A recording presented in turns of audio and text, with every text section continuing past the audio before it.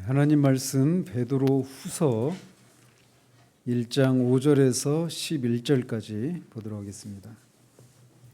베드로 후서 1장 5절에서 11절까지 같이 읽겠습니다. 그러므로 너희가 더욱 힘써 너희 믿음의 덕의 지식을, 지식의 절제를, 절제의 인내를, 인내의 경건의 형제 우애를, 형제 우애의 사랑을 더하라. 이런 것이 너희에게 있어 흡족한즉 너희로 우리 주 예수 그리스도를 알기에 게으르지 않고 열매 없는 자가 되지 않게 하려니와. 이런 것이 없는 자는 맹인이라 멀리 보지 못하고 그의 옛 죄가 깨끗하게 된 것을 잊었느니라.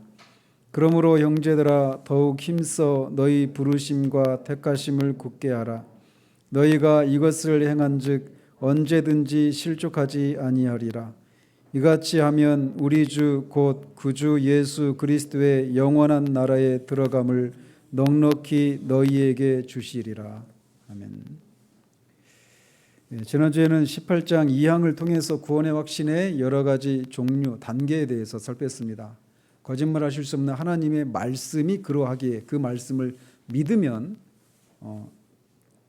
내가 구원에 이르렀다라고 확신할 수 있다라고 하는 사실과, 또 하나는 그 말씀에서 구원받은 자들에게는 이러저러한 열매들이 있다, 그런 내적인 은사들이 나타난다라고 하는 것을 확인한 것을 통해서도 구원의 확신이 이룰 수 있고, 또 성령께서 우리 영과 더불어서 우리가 하나님의 자녀인 것을 증언하시는 이것을 통해서도 우리가 구원에 대한 확신을 할 수 있다라고 하는 사실을 살펴봤습니다.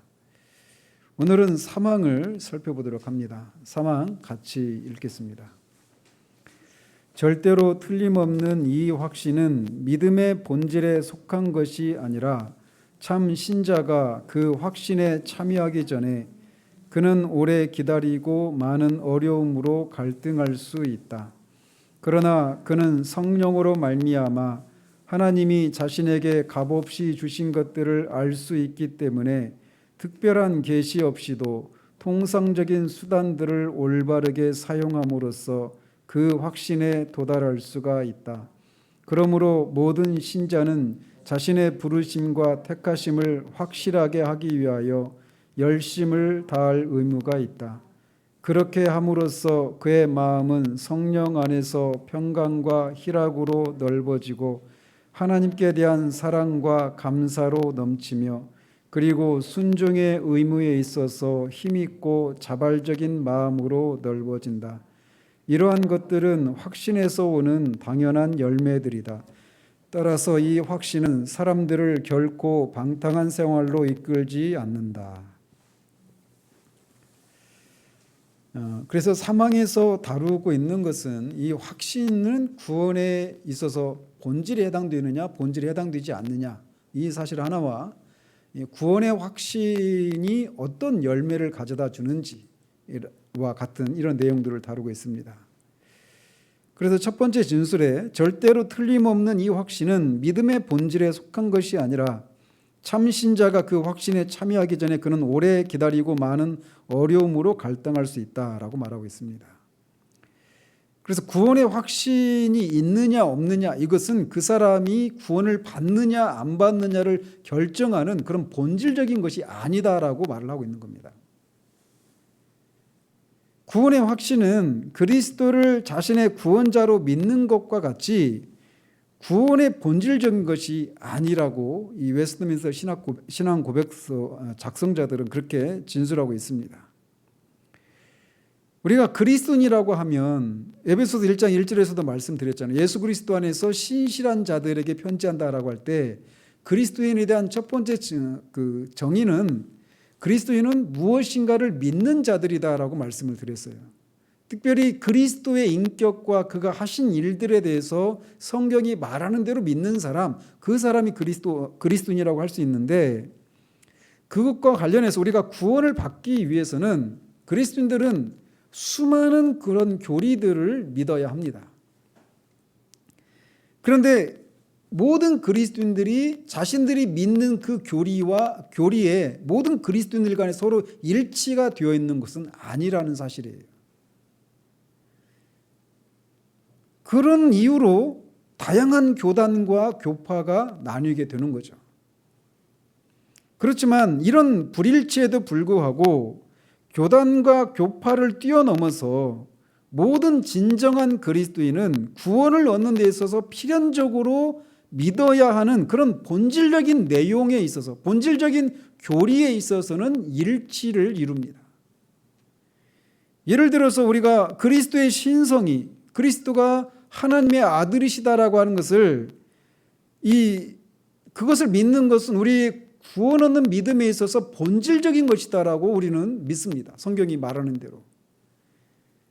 그런데 만약에 어떤 사람이 그리스도인의 신성을 부인한다면 그 사람은 정통적인 기독교인이라고 할 수가 없습니다.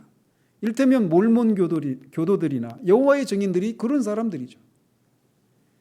그들도 기독교적인 용어를 사용하고 있지만, 예수님을 언급하지만 그들은 예수님의 신성을 부인합니다.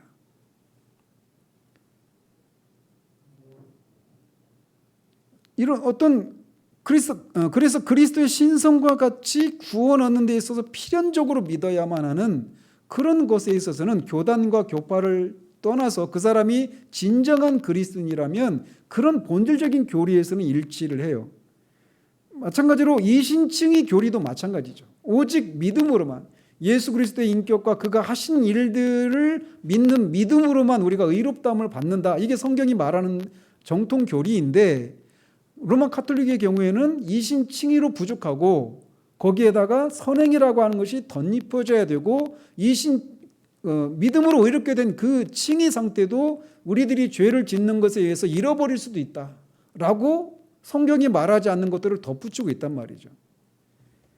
그런 것들은 기독교적이라고 할 수가 없어요. 로마 가톨릭은 삼위일체나 또는 어떤 그리스도의 신성과 같은 그런 본질적인 교리에 대해서는 모든 시대에 걸쳐서 지금까지도 여전히 그들은 그걸 주장해요. 그러나 이신칭의 교리와 같은 것들에 있어서는 성경과 어긋난단 말이죠. 그래서 그런 것처럼 그리스도인이 진정한 그리스도인임에도 불구하고 본질적으로 구원을 얻는 데 있어서 본질적으로 믿어야만 하는 그 필연적인 교리들에 대해서는 일치를 하지만, 그들이 진정한 그리스도인임에도 불구하고 구원 얻는 믿음에 필연적으로 믿어야 하는 그런 교리가 아닌 다른 영역에서는 일치하지 않는 그런 요소들이 분명히 있어요. 뭐 유아 세례라 마찬가지고, 세례를 어떤 식으로 받아야 되는가 이런 것도 마찬가지죠. 그런데 이 구원의 확신과 관련해서도 이 세 가지 입장이 있습니다. 그래서 이 로마 카톨릭의 경우에는 이 구원의 확신을 갖는 것은 불가능하다라고 하는 입장이에요. 뒤에서 말씀드리겠지만 동정녀 마리아나 어거스틴이나 토마스 아퀴나스나 이런 그들이 성인이라고 부르는 그래서 자신의 공로로 천국에 들어가고도 남는 그런 잉여 공로를 쌓을 수 있는 그런 사람들의 경우에만 특별한 그런 계시를 통해서 구원의 확신을 확신할 수 있지, 다른 사람들의 경우에는 그렇지 못하다라고 하는 것이 로마 카톨릭의 입장이에요. 그래서 그들은 일반적으로 구원의 확신을 가질 수 없다라는 그런 입장이 있습니다. 그리고 현대 신학자들 중에도 칼 바르트라고 하는 분도 그런 주장을 하고 있었죠. 그래서 구원의 확신과 관련해서 첫 번째 견해가 있어요. 이렇게 불가능하다라고 하는 이런 로마 카톨릭을 대표로 하는 그런 그룹이 있고, 또 하나는 이 구원의 확신은 믿음의 본질에 해당된다라고 주장하는 개혁주의 개신교도 입장에 서 있는 분들이 있었습니다. 루터나 칼빈 같은 분들이 바로 그런 분들이에요. 루터나 칼빈과 같은 이 종교개혁의 선구자들에 해당됐던 분들은 로마 카톨릭의 견해에 대해서 정반대 극단으로 나가서 믿음의 이 구원의 확신을 갖는 것은 구원 얻는 믿음에 있어서 본질에 해당된다라고까지 말했습니다. 쉽게 말해서 구원의 확신을 가지지 않는 사람은 그 사람의 믿음이 진짜 구원 얻는 믿음이 아니다, 이렇게 말을 하는 것이죠. 그래서 한 사람이 구원받기 위해서는 반드시 구원을 확신해야 된다. 이렇게 주장을 했던 거예요. 그들이 그렇게 주장했던 그 시대적인 배경을 우리가 생각해 보면 그럴 수도 있겠다. 이런 추측을 할 수 있습니다. 당시 그들은 사람들을 교회의 속박과 폭정에서 해방시키는 일에 너무 몰두한 나머지 이렇게 구원에 대한 확실성이 없이는 구원하는 믿음에 해당된다라고 그들은 보지 않았던 거예요. 그런데 이런 입장이 있는 사람이 있어요. 그런데 이 웨스트민스터 신앙 고백서에서는 구원의 확신은 믿음의 필수적인 부분이 아니고 확신이 없어도 믿음을 가질 수 있다라고 말하고 있는 겁니다. 이게 우리의 입장이에요. 그럼에도 불구하고 확신을 가질 수 있고 또 확신을 가질 것을 소망하고 추구해야 된다라고 가르칩니다. 따라서 구원의 확신이 없어도 믿음을 가질 수 있는 것이 맞다면 지난주에도 잠깐 언급해드린 것처럼 의심하는 것은 믿음에 반대되는 개념이 아니라고 하는 것을 우리가 기억해야 됩니다. 의심은 믿음에 반대되는 개념이 아니라 확신에 반대되는 개념이에요. 의심한다고 해서 그 사람이 믿음이 없다. 믿음이 없는 사람이다. 구원받지 못했기 때문에 자신의 구원에 대해서 의심한다. 이렇게 보아서는 안 된다라는 거예요. 왜 의심해요? 확신이 없으니까 의심하는 겁니다. 그래서 의심에 반대되는 개념은 믿음이 아니라 확신이라는 거죠. 이를테면 무리를 걸었던 베드로가 막 물속으로 빠져 들어갔잖아요. 그걸 보시면서 주님이 믿음이 작은 자여 왜 의심하느냐라고 그렇게 책망하셨어요. 믿음이 없는 자여라고 책망하신 것이 아니라 믿음이 작은 것을 책망하셨단 말이죠. 베드로가 그렇게 물속에 빠져 들어갔던 이유는 의심했기 때문입니다. 그런데 그 의심이 그가 믿음이 없기 때문에 생겨난 것이 아니라는 것을 주님이 이렇게 말씀하고 계신 거예요. 그래서 참 신자임에도 불구하고 그 확신에 참여하기 전에 그는 오래 기다리고 많은 어려움으로 갈등할 수 있다라고 얘기를 하는 겁니다. 갈등할 수 있어요. 의심할 수 있단 말이죠. 그래서 확신이 없이 믿음을 가질 수 있다라고 하는 것을 지지해 주는 성경 구절이 있다라면 오늘 우리가 읽은 이 구절이기도 합니다. 믿음의 덕의 지식을 이런 것을 다 하고 그러면서 10절에 그러므로 형제들아 더욱 힘써 너희 부르심과 택하심을 굳게 하라라고 말을 합니다. 그 구절에서 베드로는 우리가 하나님의 백성이라면 아버지의 영원한 나라에 들어가게 될 것이라고 말을 해요. 그렇지만 우리가 그 나라에 넉넉히 들어가려면 우리는 우리 자신의 부르심과 택하심을 굳게 해야 한다라고 말하고 있습니다. 뭘 통해서? 이러한 것들이 우리에게 있는 것을 통해서.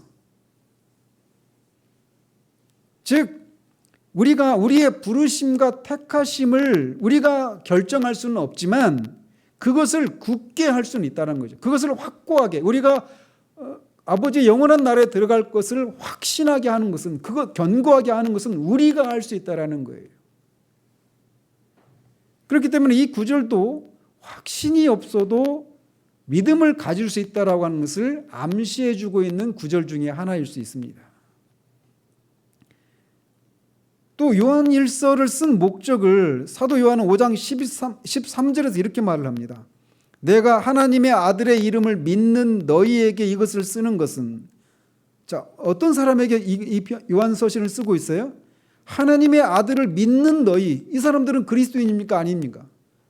그리스도인이에요. 지난주에 말씀드린 것처럼 한 사람이 하나님으로부터 난 사람인가 아닌가를 첫 번째로 결정해 주는 건 뭐냐면 예수 그리스도를 믿느냐라는 거예요. 성경이 말하는 대로. 그리고 그 사람은 또 성령으로 난 사람이라고 그랬죠.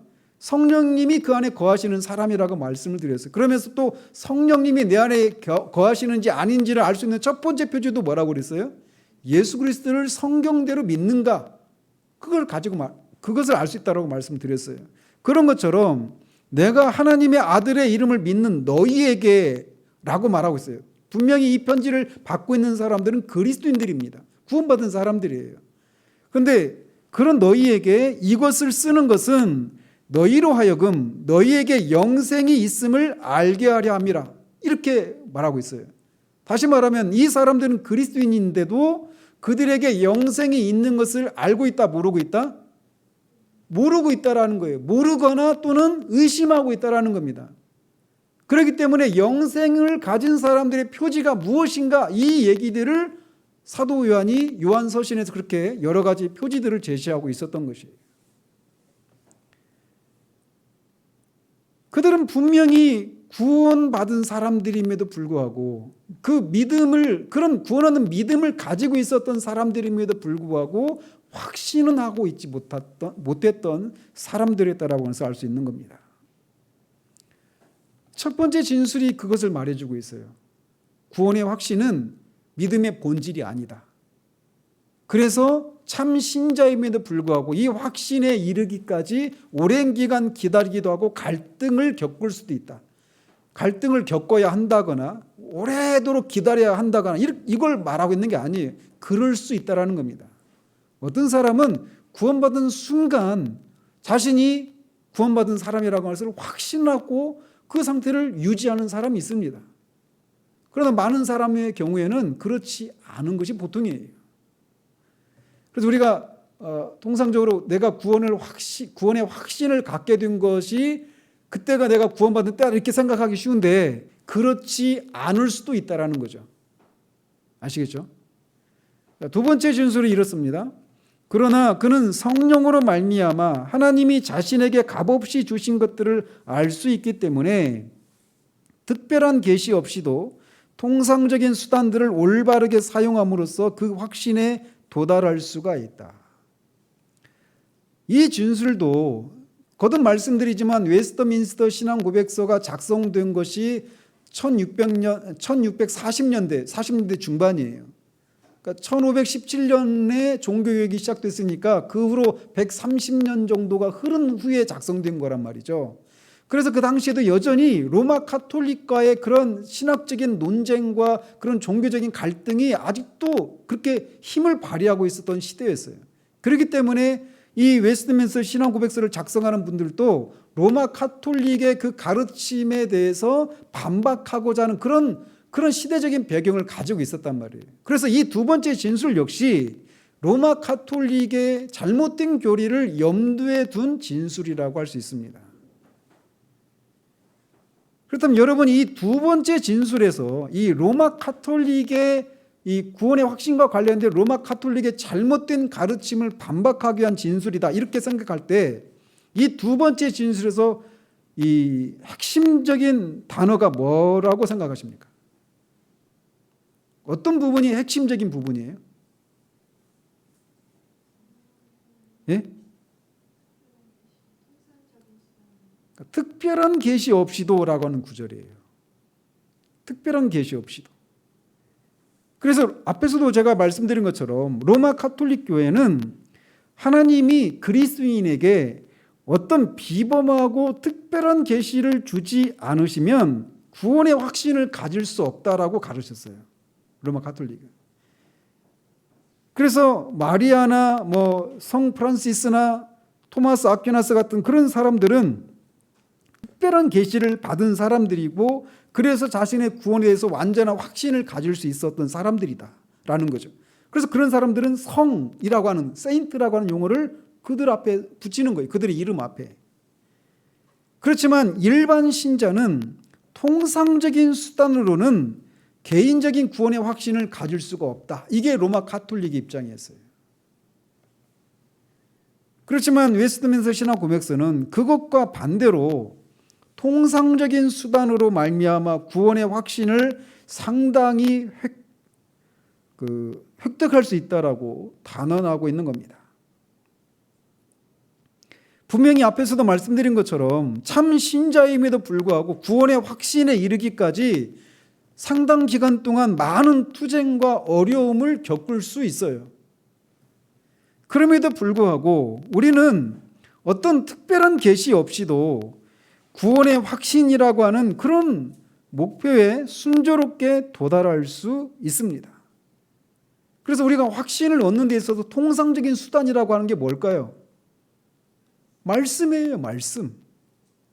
그래서 말씀을 읽을 때 성령께서, 5절에도 말씀드린 것처럼 성령께서 우리에게 우리 안에서 그런 영적인 지각을 주시고 내적인 확신을 주시는 것을 통해서 내가 구원받은 사람이라고 하는 것을 확신할 수 있어요. 그래서 가장 기본적으로는 말씀을 내가 믿는 거예요. 말씀이 약속하고 있는 것들을 진짜 내가 믿는 겁니다. 그래서 통상적인 수단들을 통해서도 모든 성도들이 구원의 확신을 가질 수 있다라고 말을 하고 있는 거예요. 그리고 다음 진술이 이렇습니다. 그러므로 모든 신자는 자신의 부르심과 택하심을 확실하게 하기 위해서 열심을 다할 의무가 있다. 그러니까 그러므로라고 말하니까 그 앞에 있는 진술과 연결되어 있죠.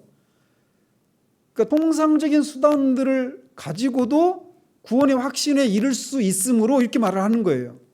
그 통상적인 수단을 우리 모든 성도들이 가지고 있잖아요. 말씀을. 그죠?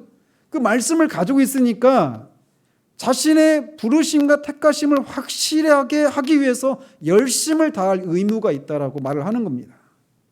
그래서 이 진술은 오늘 이 본문인 1장 10절에 기초하고 있어요. 그래서 사도는 하나님의 우리의 부르심과 택하심을 굳게 하라라고 말을 하고 있습니다. 이것이 신자들을 향한 하나님의 명령이에요. 성경이 우리에게 이렇게 우리의 부르심과 택하심을 우리가 결정하라고 말하고 있지 않고 우리 부르심과 택하심을 굳게 하라라고 요청하고 있기 때문에 우리는 거기에 순종해야 될 의무가 있는 겁니다.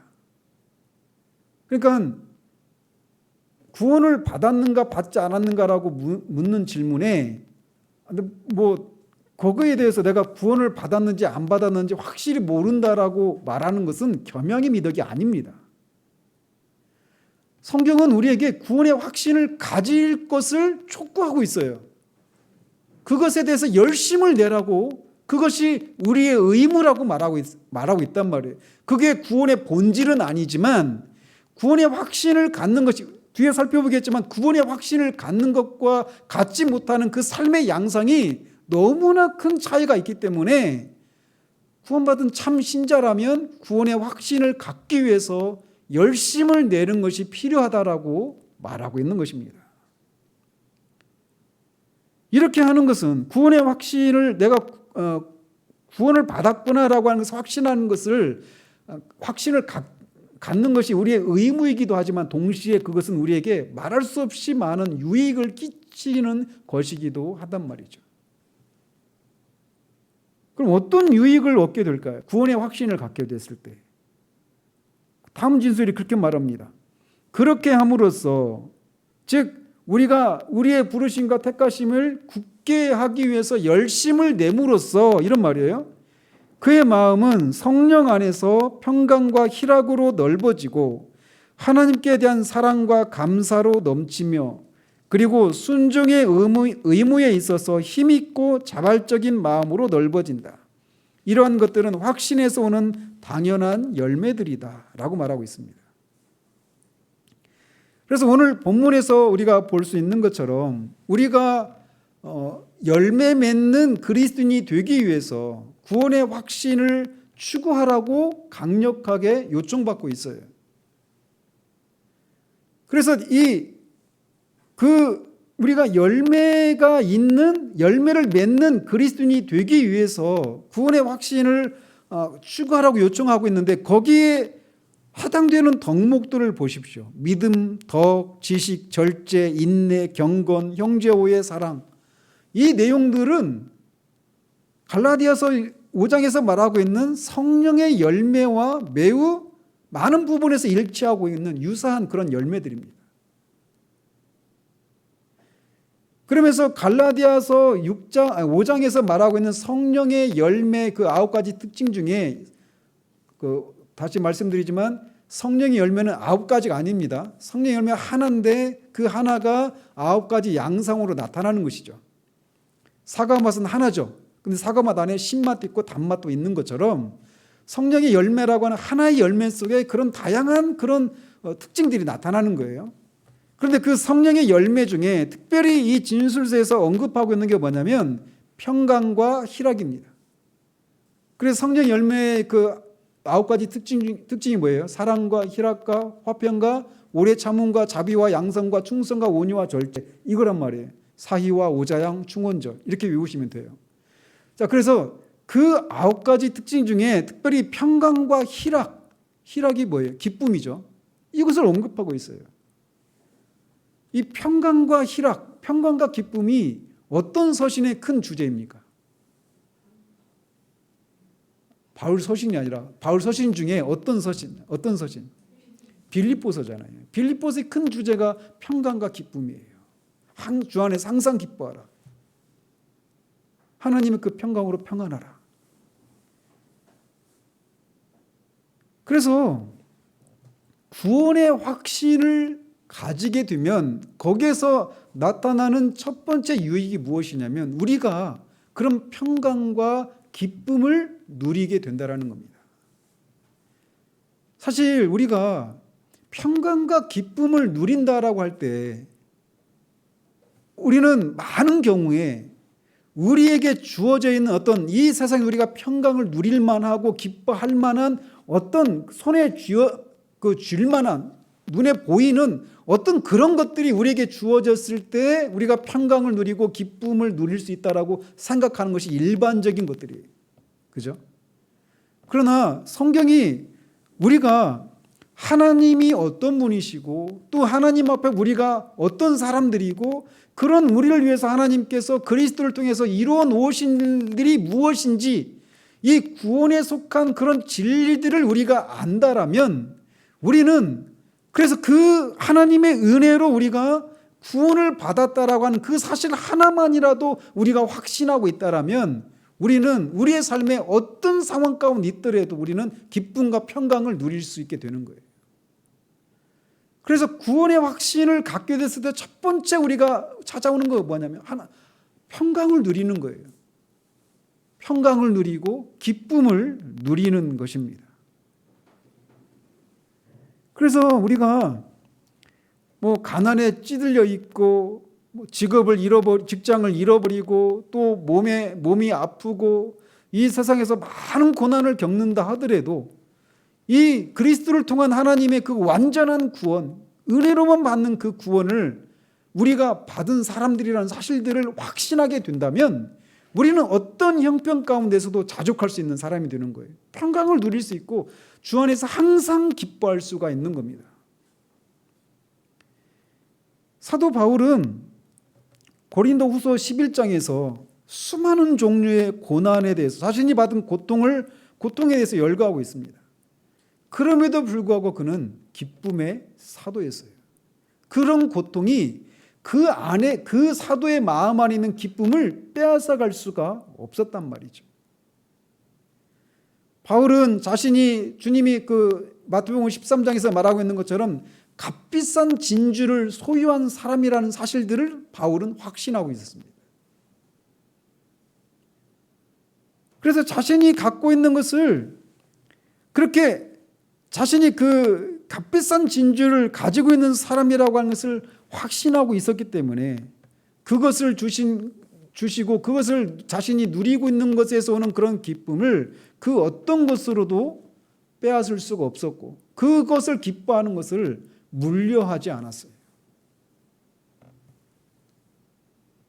이런 기쁨은 말씀드린 것처럼 하나님이 누구신지에 대해서 우리가 바르게 이해하고 또 우리가 그 하나님께 속해 있다라고 하는 것이 얼마나 놀라운 확신을 주는 것인지에 대한 이해와 서로 비례관계에 있습니다. 그래서 오전에도 말씀드렸잖아요. 성령께서 우리가 그 하나님 그리스도의 계명에 순종하는 삶을 계속 살아갈 때 그냥 그 그리스도께서 이미 다 이뤄 놓으신 것들을 우리에게 새롭게 우리 안에서 그것들을 조명해 주시고 우리 안에서 그런 구원의 기쁨을 다시 불러 일으키시고 우리로 하여금 새 노래로 주님을 찬양할 수 있도록 만드신단 말이에요. 여러분이 우리 교회 1년만 다녀도요, 제가 했던 얘기 또 하는구나 이렇게 들으실 거예요. 제가 지나가면서 말씀드리지만 제가 신학을 하려고 하는 그런 갈등을 겪고 있을 때 과연 내가 신학을 할 수 있을까? 또 신학을 하게 되면 내가 무슨 말씀을 전할 수 있을까? 그리고 그런 생각을 했었어요. 그러면서 들었던 생각이 제가 왜 그런 생각을 했느냐면 이미 제 앞에 2000년이 넘도록 수를 헤아릴 수 없이 많은 하나님의 종들이 말씀을 전했잖아요. 그런데 제가 거기다가 뭘 더하겠는가 이런 생각이 든 거죠. 그런데 말씀을 전하는 사람은 새로운 것을 전하는 게 아닙니다. 이미 말씀을 통해 계시해 주신 것을 성령의 능력을 힘입어서 새롭게 전하는 거예요. 새로운 것을 전하는 게 아니라 새로운 마음과 새로운 영으로 전하는 것이에요. 물론 그 과정에 성령께서 그렇게 새롭게 하시는 은혜가 동반되어야 하지만 말이죠. 사도 바울은 그런 수많은 고난을 가지고 있었음에도 불구하고 고난을 당했음에도 불구하고 하나님이 그리스도 안에서 자신에게 베푸신 그 구원의 은혜를 생각하면 생각할수록 자신 안에 있는 그 기쁨이 계속 커져갔던 것을 보게 되었어요. 이게 구원의 확신을 가지게 될 때 우리가 가지게 되는 첫 번째 특징이 기쁨입니다. 희락이에요. 어떤 환경에도 영향을 받지 않고 흔들리지 않는 그 기쁨을 누리게 된단 말이에요. 그것이 이제 어디에 이어지는가 이제 뒤에 뒷진술에서 나와요. 두 번째로 언급하고 있는 게 뭐냐면 평강입니다. 평강은 화평이라고도 말할 수 있습니다. 그 히브리어는 샬롬이라고 하고 또 헬라어로는 에이레네라고 하는 단어입니다. 그래서 이 평강은 우리가 의롭다고 여김을 받았을 때 첫 번째 열매로 제시되고 있는 열매예요. 그래서 로마서 5장 1절에 보면 그러므로 우리가 믿음으로 의롭다 하심을 받았으니 우리 주 예수 그리스도로 말미암아 하나님과 뭘 누리자? 화평을 누리자라고 말하고 있어요. 그전에는 하나님과 원수 관계였단 말이에요. 하나님 앞에 우리는 원수였어요. 하나님 보시기에 우리는 악인이었어요. 그래서 이사야 선지자가 말하고 있는 것처럼 악인에게는 평강이 없다라고 말하고 있어요. 그래서 우리는 평강을 원하지만 평강을 누릴 수 없는 그런 사람이었단 말이에요. 평강을 누리기를 원하는 갈망은 있지만 그 갈망을 채울 수 없는 사람들이 바로 우리였어요. 왜? 하나님과 원수 관계였기 때문에. 그런데 우리 주 예수 그리스도께서 십자가에서 우리 대신 하나님의 원수가 되셔서 하나님의 진노를 다 받아내신 결과 하나님이 우리에게 쏟으실 진노가 더 이상 없게 된 거예요. 다 받으셨기 때문에. 그래서 하나님 앞 우리가 의인으로 드러나게 된 거죠. 그 결과 하나님과 우리 사이에 이제 이 원수된 것이 그리스도의 그 십자가의 화목제물로 인해서 허물어지고 없어지고 하나님과 우리 사이에 화평이 임하게 된 것입니다.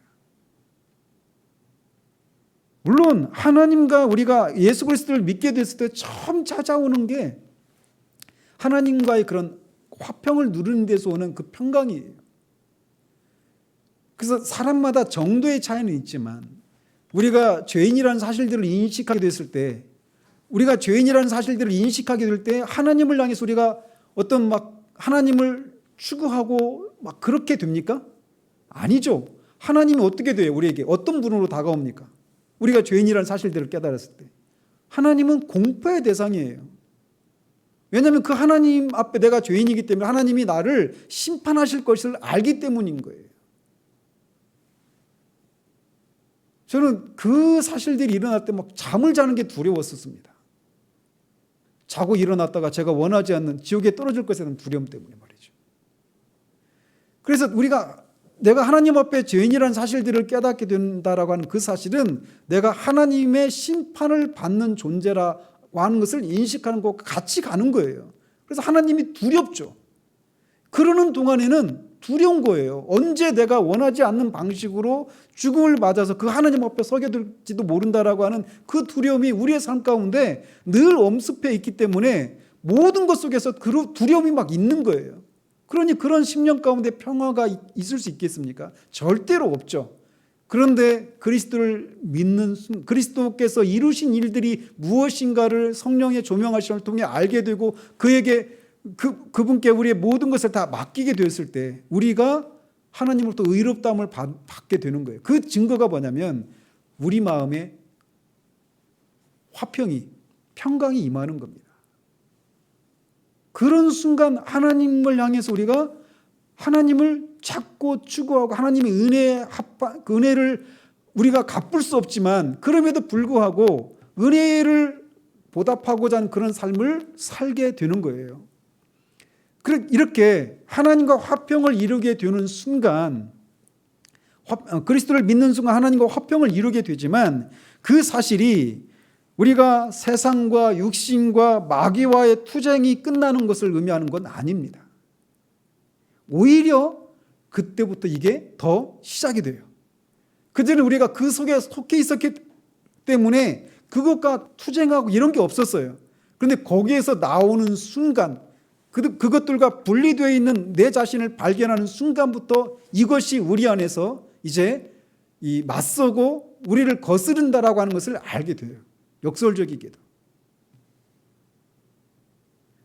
그래서 구원받은 이후에도 우리는 끊임없이 세상과 육신과 마귀와의 싸움의 한복판에 서 있게 된단 말이죠. 그런데 그런 속에서도 평강이 임할 수 있다는 겁니다. 왜? 우리가 누리는 평강은 하나님과의 화평과 같이 가기 때문에 그래요.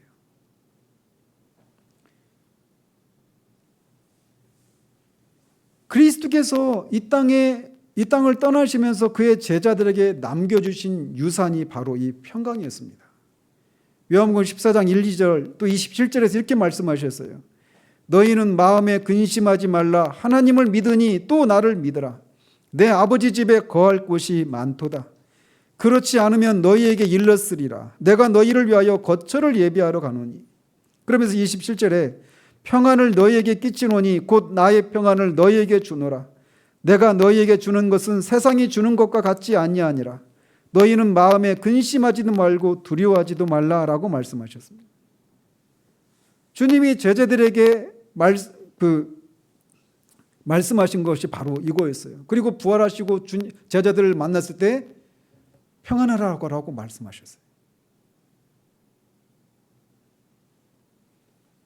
이 평안은 주님이 말씀하신 것처럼 세상이 알 수도 없고 줄 수도 없는 평안입니다. 이 평강은 성령께서 우리 영혼에 주시는 우리가 하나님의 자녀라고 하는 확신의 뿌리와 근거를 두고 있는 평안이에요.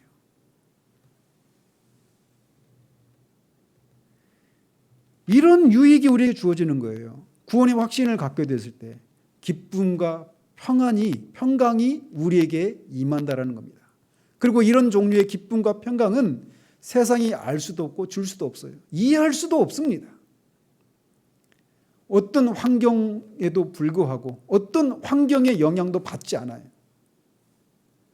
그런데 이렇게 구원의 확신의 결과가 이렇게 기쁨과 평강을 우리에게 가져다 주는데 이 구원의 확신이 기쁨과 평강을 맛보게 하는 데서 그치지 않고 어디까지 이어지느냐?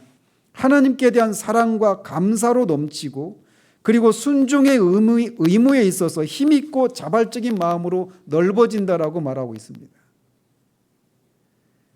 그래서 우리가 우리 자신이 구원을 받았다라고 하는 것을 확신하는 것에서 그 확신이 커지면 커질수록 하나님을 향한 우리의 사랑과 감사도 비례해서 커져가게 되어 있다라고 말하고 있는 거예요. 그리고 순종의 의무에 있어서도 힘있고 자발적이 된다라고 말하고 있는 겁니다.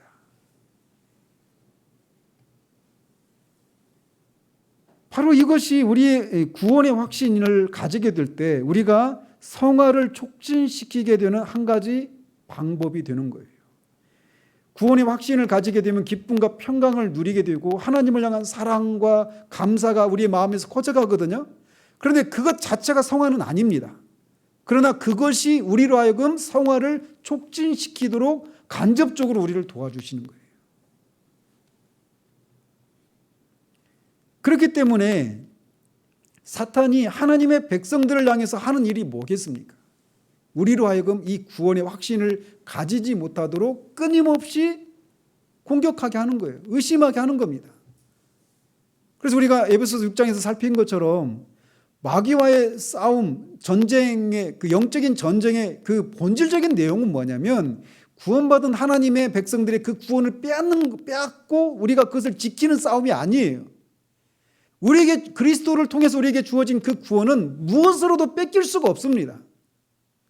현재일이나 장래일이나 권세자나 그 어떤 것으로도 우리의 죄로도 그것을 잃어버릴 수가 없어요. 그러면 그 마귀와의 싸움의 본질은 뭐냐? 우리의 구원을 빼앗으려고 하고 뺏기지 않으려고 하는 싸움이 아니라 우리가 구원받았음에도 불구하고 그것을 확신하느냐 아니면 그 확신을 잃어버리고 의심하게 만드느냐의 싸움이에요. 그래서 그것을 확신하지 못하게 하기 위해서 우리로 하여금 끊임없이 과거의 어떤 죄를 들춰내기도 하고 우리가 돌이킬 수 없는 과거를 후회하게 만드는 일들도 하고 미래에 대한 불확실에 우리가 염려하고 근심하게 하기도 하고 우리에게 주어진 그 환경들에 대해서 불평하고 원망하고 하면서 우리의 마음에 있는 그 평강 기쁨을 흔들어 버리려고 하는 싸움에 흔들어 버리려고 한단 말이죠. 거기에 지면 어디에 빠져요? 그걸 잃어버립니까? 아니에요. 어디에 빠져요 우리가? 영적인 침체에 빠지게 되는 거예요. 영적인 침체에 빠져 있는 동안에 우리가 이 진술을 가지고 역으로 말씀을 드린다면 하나님을 향한 사랑과 감사에서 우리 마음이 넓어져요, 좁아져요? 좁아져요. 원망하는 마음이 있는데 하나님을 향한 사랑의 마음이 있겠습니까? 하나님을 향한 감사가 우리 가운데 있겠어요? 근데 우리가 지금 우리 마음이 하나님을 향한 사랑과 감사의 마음이 좁아져 있는 그런 상황 가운데 있을 때 우리는 뭘 생각해요? 내가 이 하나님을 향한 사랑과 감사의 마음이 좁아져 있고 순종의 의무도 자발적이지 않고 힘도 없고 무기력하게 지금 그렇게 우리 신앙생활이 이어지고 있을 때 그 원인을 우리는 어디서 찾아요? 내가 그렇게 할 수밖에 없는 이런저런 어떤 나에게 주어져야만 하는 그런 것들이 주어지지 않은 것 때문에 그런 마음을 갖는 거잖아요. 그죠? 그러면서 우리의 마음은 내가 원하는 대로 어떤 삶이 이렇게 바뀌고 환경이 개선되고 이러면 하나님을 향한 사랑과 감사의 마음이 넓어지고 우리 하나님을 향한 순종에 있어서 우리가 더 자발적이고 힘있게 될 텐데 라고 하는 생각을 하잖아요. 원인은 어디 있다고요? 거기에 있는 게 아닌 거예요. 우리가 뭘 잃어버렸어요? 구원의 확신을 지금 잃어버리고 있기 때문에 그런 마음의 상태가 되어진 거란 말이에요.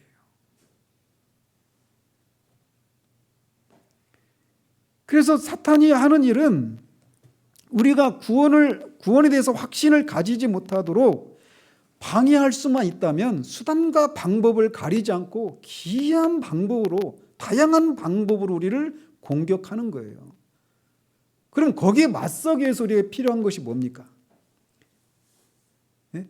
거기에 맞서는 데 있어서 가장 핵심적인 게 뭐예요? 말씀이에요. 진리에 대한 깨달음이에요. 진리로 무장되어 있지 않으면 우리는 속수무책이에요. 내가 당하고 있는지조차 몰라요. 그래서 우리가 구원의 확신을 갖는 것은 그냥 내가 기쁨을 누리고 평강을 누리는 데서 그치는 것이 아니라 하나님을 향한 사랑과 이 감사가 우리의 감사의 마음이 더 확장되는 거예요. 그리고 하나님을 향한 순종에 있어서도 힘있고 자발적이게 된단 말이죠. 이런 것들은 확신의 열매들입니다. 확신의 열매들이에요. 그러니까 확신에 따른 열매들이라는 얘기는 이게 확신의 조건이라는 얘기가 아니에요. 아니죠. 그래서 이 표현 하나하나가 다 의미가 있는 겁니다. 그래서 마지막 진술을 이렇게 말하는 거예요. 따라서 이 확신은 사람들을 결코 방탕한 생활로 이끌지 않는다라고 말하고 있습니다. 다시 이 진술은 앞에서도 말한 것처럼 통상적인 수단으로 구원의 확신을 가진다라고 하는 그 진술처럼 로마 카톨릭의 구원의 확신과 관련된 로마 카톨릭의 그 가르침을 반박하고 있는 거예요. 그들이 이 통상적인 수단을 가지고는 구원의 확신을 가지지 못하고 특별한 계시를 통해서만 구원의 확신을 갖는다고 주장했던 이유가 뭐냐면, 그렇게 일반 성도들도 통상적인 수단으로 구원의 확신을 갖는다라고 주장하면, 그러면 그들이 그 구원의 확신을 갖기 위해서 신자들이 해야 될 것이 뭐라고 가르쳤냐면, 교회의 가르침에, 교회에 자신을 의탁하는 것이 있어야 된다고 가르치는 거예요. 그러니까 그들이 끊임없이 교회에 매여 있게 되는 거예요. 교회의 그 사제 그 선언에. 그러니까 온통 그 교회에 매인 그런 삶을 살게 되는 것이죠.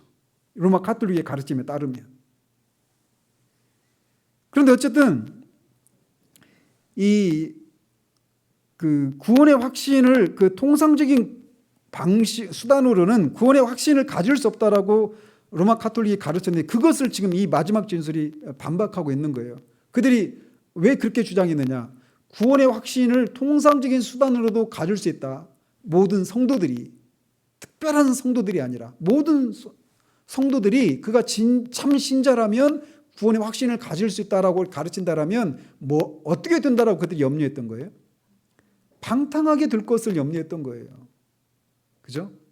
그래서 우리가 예정교리도 그때 말씀드렸잖아요. 잘못된 예정교리를 우리가 가지게 되면 어디로 빠져요? 무율법주의, 반율법주의, 방탕주의로, 방임주의로 빠진단 말이에요. 그러나 그 진리를 오해하거나 남용하게 되면 잘못될 염려가 있지만, 그것 때문에 우리가 성경이 말하는 것을 우리가 말아서는 안 되는 거죠. 근데 마찬가지로 구원의 확신의 교리를 가지면 성도들이 방탕하게 된다 이렇게 말하는데, 우리가 살펴본 것처럼 어때요? 구원의 확신을 가지면 방탕하게 되는 것이 아니라 오히려 하나님을 향한 사랑과 감사로 우리의 마음이 더 확장되고, 하나님을 향한 순종에 있어서도 더 자발적이게 되고 더 힘있게 된다라고 말한단 말이죠. 그래서 그것을 지금 반박하고 있는 것입니다. 우리가 확신을 가지고 성령이 우리 마음에 위로를 주시면 그것은 사랑, 기쁨, 그리고 하나님과의 평강이라고 하는 것에 더 끊이지 않는 그런 그 연료를 제공하는 그런 효과가 우리 가운데 있게 되는 거예요. 그래서 구원의 확신을 가지게 되면 우리가 하나님의 것이라고 하는 확신을 주신 하나님께 순종하고자 하는 그런 결심과 열심을 내게 되어 있습니다. 그래서 이 사랑이라고 하는 거, 하나님을 향한 사랑, 이 사랑이라고 하는 것이 제가 거듭 말씀드리지만, 우리가 하나님의 뜻대로 살아가는 데 있어서, 하나님께 순종하는 삶을 사는 데 있어서 뭐라고 표현하든지 간에, 성화의 삶을 산다고 하든지 뭐라고 말씀을 표현하든지 간에, 하나님을 향한 그런 순종의 삶을 살아가는 데 있어서 가장 중요하고 가장 강력한 무기가 무엇이냐면 하나님을 향한 우리의 사랑이에요. 사랑입니다. 사랑은 결코 감상적인 것이 아니에요. 사랑은 그야말로 강력한 무기입니다. 홍수라도 엄물하지 못하고 불도 끄지 못하는 것이 사랑이에요. 아가서 8장에서 말하고 있는 것처럼. 사랑과 필적할 것이 있다면 뭘까요? 사랑에 반대되는 것이 미움이에요. 그래서 어떤 사람이, 우리가 사랑이 우리 가운데 있으면 그 사랑이 우리가 부모를 향해서든 자녀를 향해서든 교회를 향해서든 나라를 향해서든 사랑이 그 사랑하는 대상을 향해서 기꺼이 자신을 내어주고자 하는 그런 마음을 불러일으킵니다.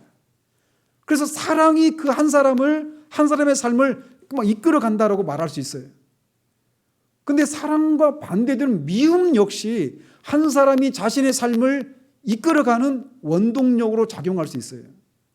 그래서 누군가에 대한 그 미움이 내 가운데 있어서 그 미움 때문에 그 사람이 잘못되었다라고 하는 것을 내 삶을 통해 반박하려고 하는, 입증하려고 하는 그런 마음으로, 독한 마음으로 그 상대를 향한 미움으로 그렇게 자신의 삶을 추동해가는 그런 것이 있을 수 있단 말이에요. 그래서 사랑과 반대되는 개념이 있다면 미움이에요. 그런데 우리가 하나님께 열심을 내어서 순종하도록 하는 그 순종의 그 연료를 계속해서 제공해 주는 것이 무엇이냐면 하나님을 향한 우리의 사랑이에요.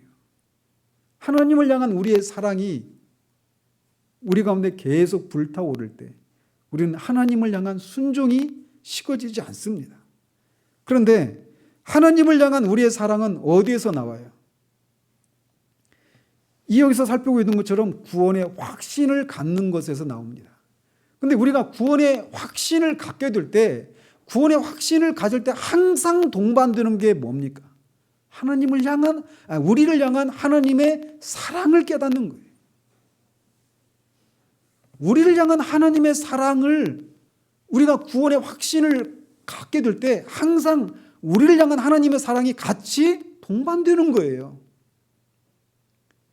그래서 그 구원의 확신을 가지게 될 때 하나님이 나를 사랑하신다라고 하는 것을 확인하게 되면서 거기에서 우리가 삶의 희열을 누리고 살아있음을 확인하고 삶의 의욕을 가지고 우리의 삶을 막 꾸려나갈 수 있게 되는 거예요. 여러분이 처음 회심할 때도 그렇고 회심한 이후에도 마찬가지예요. 우리가 하나님을 사랑하는 것보다 하나님이 우리를 먼저 사랑하셨잖아요. 그리스도를 통한 그리스도의 희생제사를 통한 하나님의 그 구원 사역을 통해서 하나님은 우리를 사랑하신다라고 하는 것을 확증하셨다라고 말하고 있어요. 로마서에서. 그래서 그 구원의 확신을 갖는 것은 바로 우리가 그런 하나님의 사랑을 받고 있는 사람이라고 하는 것을 확인하게 되는 것과 같이 맞물려 있는 거예요. 그래서 하나님의 사랑, 우리를 하나님이 사랑하신다라고 하는 그 사랑이 우리가 또 반대로 하나님을 향한 사랑으로 이어지게 되어 있는 거예요. 그래서 하나님이 우리를 사랑하시고 내가 하나님을 사랑하고 있다라고 하는 것을 알게 될 때 그때 우리의 삶은 정말 우리가 감히 상상하지도 못했던 그런 삶을 넉넉하게 견디고 또 뚫고 지나갈 수 있도록 해주는 거예요. 왜 우리가 세상에서 살아가면서 구원받은 자로서 말씀을 따라서 살아가게 되는 것을 어려워할까요? 분명히 그리스도인이 죄를 죽이고 세상을 이기고 마귀와 싸우는 그런 싸움이 쉬운 싸움이 아닙니다. 절대로 쉬운 싸움이 아니죠. 거기에는 많은 대가를 치러야 하는 그런 싸움이에요. 그리스도인의 삶이라고 하는 것은. 그럼에도 불구하고 그런 속에서 그렇게 살아갈 때 세상과 구별된 모습으로 살아갈 때 많은 갈등을 겪죠. 왜요? 그렇게 살아가면 분명히 내가 어떤 손해를 입게 되니까. 그리고 사람들로부터 어떤 이상한 사람 취급받을 수도 있으니까. 그럼에도 불구하고 그것이 우리에게 큰 것이 아니게 되는 것이 무엇인지 아십니까? 사랑이에요, 사랑. 하나님이 나를 사랑하시고 나를 사랑하신 그 하나님을 사랑하고자 하는 그 사랑을 잃어버리지 않고자 하는 그 마음이 우리로 하여금 사람들이 나를 어떻게 생각하든지 상관하지 않겠다라고 하는 그런 마음이 생겨나게 만드는 거예요. 그 사람이 상남자 스타일의 사람이어서가 아닙니다. 아주 소심하고 그렇게 사람 앞에서 그냥 그 자그마한 사람이라 할지라도 사랑이 그렇게 만드는 거예요. 사랑은 정말 강력한 무기입니다. 그런데 구원의 확신을 가지게 될 때 그 사랑이 우리 가운데 있게 되는 거예요. 우리가 사랑하는 사람을 만나면 사람들을 거의 의식하지 않잖아요. 부끄러워하지 않습니다.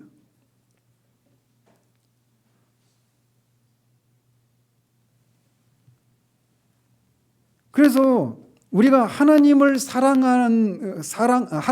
사랑하신다라고 하는 것을 구원을 확신하는 것을 통해서 우리가 알게 되고 그 사랑에 대한 반응은 반드시 하나님을 사랑하는 대로 나타나는데 그 사랑은 또 무엇을 통해 입증이 됩니까? 우리가 오늘 오전에 살폈던 본문 중에 하나인 나를 사랑하는 자마다 내 계명을 지키는 것으로 나타나는 거예요. 그래서 이 구원의 확신을 갖게 되는 것은 평강과 기쁨을 가져들고 우리의 하나님을 향한 사랑과 감사의 마음이 넓어지게 되는 데서 끝나는 것이 아니라 반드시 하나님을 향한 순종에 있어서도 힘있고 자발적인 그런 모습으로 나타난다라고 말을 하고 있는 것입니다. 너희가 나를 사랑하면 내 계명을 지키라라고 말하고 있는 거예요. 그렇기 때문에 사도 바울은 로마서 12장을 그러므로라고 하는 12장 1절부터 그러므로라고 하는 말로 시작합니다. 12장 앞에서 계속해서 그가 말했던 것은 하나님 앞에서 우리 인간이 어떤 존재이고 하나님 앞에서 우리가 모든 인간이 다 율법을 범해서 하나님의 진노 아래 있고 하나님의 영광에 이를 수가 없는데 아들을 통해서 하나님이 이루신 일들을 믿는 믿음으로 우리가 의롭게 된다라고 하는 사실들을 열거했습니다. 그리고 그들에게 임하게 될 그 영광과 그 복이 무엇인가를 11장까지 그렇게 앞에서 설명해 놓았어요. 그리고 나서 12장에서 그 앞에 있었던 내용들을 실제적으로 적용하기 시작하는 겁니다. 그러면서 시작을 그러므로 형제들아 내가 하나님의 모든 자비하심으로 너희를 권하노니 너희 몸을 하나님이 기뻐하시는 거룩한 산 제물로 드리라. 이는 너희가 드릴 영적 예배니라. 그 앞에서 진술한 그리스도를 통한 하나님의 그 은혜를 너희들이 알고 그것을 받은 자들이라면 당연히 너희가 해야 될 일이 무엇이라고 말을 해요? 너희 몸을 하나님이 받으시를 산 제물로 드리라고 말씀하고 있는 거예요. 그래서 신앙 고백서는 우리가 구원의 확신을 갖게 되는 것은 우리를 성도들을 방탕한 길로 우리를 이끌어가는 것이 아니라 오히려 하나님을 향한 그런 순종으로 우리를 이끌어간다라고 말을 하고 있는 것입니다. 그렇기 때문에 오늘 본문으로 다시 돌아가서 그러므로 너희가 더욱 힘써 너희 믿음의 덕을 더하라고 말하고 있어요. 정말 우리가 예수 그리스도를 믿는 믿음을 우리가 소유했다면 거기에 우리가 더해야 될 게 뭐냐? 덕을 쌓는 겁니다. 그리고 덕에다가 지식을 더 쌓고 지식의 절제의 인내를, 인내의 경건을, 경건의 형제 우애를, 형제 우애의 사랑을 쌓는 그런 일들을 하라는 거예요. 그러면 이것들이 차곡차곡 쌓이면 쌓일수록 뭘 더 확신할 수 있다? 우리가 우리의 부르심과 택하심을 더 굳게 할 수 있다라는 거예요. 즉 다른 말로 말하면 우리가 구원받은 사람이라고 하는 것을 더 깊이, 더 크게 확신할 수 있게 만든다라는 거예요. 그리고 그것을 확신하면 어떤 결과들이 임한다? 우리 안에 개인적으로 기쁨과 평강이 임하고 하나님을 향해서 우리의 사랑과 감사가 더 확장되고 그것은 또 어디로 이어진다? 순종에 있어서 우리가 더 힘있게 자발적으로 하게 된다라는 겁니다. 그리고 그런 삶을 살아가는 것을 통해서 내가 하나님의 영원한 하나님의 나라에 넉넉히 들어갈 것을 확신하게 된다라고 말하고 있는 거예요. 그러므로 우리는 구원의 확신이 있는지 없는지 갈등하며 우리 인생을 보내기에는 너무 우리 인생이 짧아요. 그래서 성경이 말하는 대로 구원의 확신을 갖기를 힘써야 합니다. 먼저는 구원의 확신을 갖는 자들이 누리는 이것을 우리가 누리기를 먼저 구할 것이 아니라 이것을 갖기를 위해서 하나님이 우리에게 명령하시는 우리에게 주어진 의무를 충실히 해야 하는 것입니다. 믿음의 덕을 더 가지시기를 힘써야 돼요. 덕의 지식의 절제를, 절제의 인내를, 인내 형제 우애를, 경건의 형제 우애를, 형제 우애의 사랑을 갖기를 힘을 써야 합니다. 주님이 주신 그 계명에 순종하는 삶을 살고자 힘을 써야 되는 거예요. 그런 자에게 주님이 더욱더 주님 자신을 더 나타내 주시고 우리가 하나님의 소유가 된 사람이라고 하면서 확신하게 해주실 거예요. 거기에 기쁨과 평강이 따라오고 그것이 또 사랑과 감사와 순종으로 이어지고 그것이 또다시 그런 순환이 계속 이어져야 되는 것입니다. 구원의 확신은 우리가 처음 구원받을 때 그때만 우리에게 반짝 있고 사라지는 것이 아니에요. 계속 우리 가운데 유지될 수 있습니다. 그러면 구원의 확신은 우리 평생 사라지지 않습니까? 구원받은 사람은 구원의 확신이 사라지는 일이 없어요? 그렇지는 않죠. 분명히 그런 때가 있습니다. 그리고 왜 그런 상황 가운데 빠지게 되는가? 그리고 그런 상황에서 우리가 회복될 수 있는 방법은 뭔가? 다음 주에 사항을 통해서 살펴보도록 하겠습니다. 기도하겠습니다. 하나님 아버지, 오늘 세 번째로 은혜와 구원의 확신에 대해서 살펴보았습니다. 구원의 확신을 갖는 것은 모든 사람들이 통상적인 수단을 내어서 열심을 내면 도달할 수 있는 것이라고 우리에게 열려져 있는 그런 가능성을 말씀해 주시고 계십니다.